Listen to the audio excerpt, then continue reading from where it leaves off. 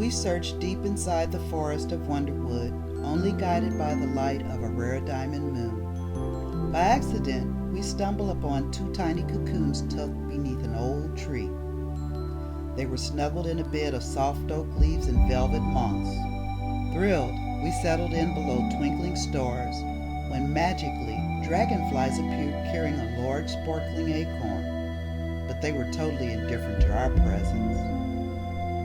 Suddenly, one cocoon began to transform, and a tiny arm slowly began pushing into the world, struggling to be free. Shortly, a leg emerged, and a tiny foot seeking the great acorn brought forth the rest of the baby's limbs. We realized that the firstborn was using the powers of the acorn. And after a few minutes, magically, a tiny head slowly began to appear.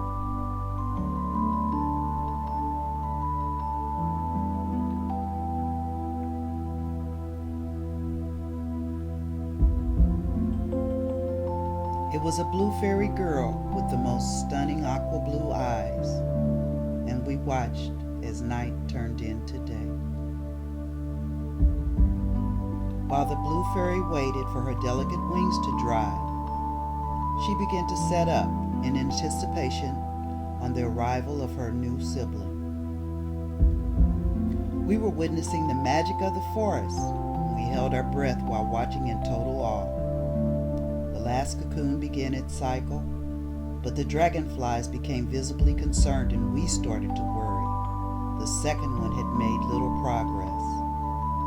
The tiny blue fairy began to cry, for she knew she needed the powers of the great acorn and the old oak. In a blink of an eye, the baby's limbs appeared, but the weaker one needed its sister's encouragement once the tiny head emerged. Then we all relaxed. It was another beautiful girl, born as a silver sleeping fairy. The blue fairy watched fondly over her little sister all night and day. Their bond grew deeper as their wings hardened, warmed by the sun. They grew as they fed on dragon nectar, guarded by the large acorn and mighty oak. Full tummies, they lay down into a deep slumber. The dragonflies moved the babies to a new nesting spot. As they slept and dreamt, they were watched over and guarded by all of the animals of the forest and the great acorn. Later, they were honored by all,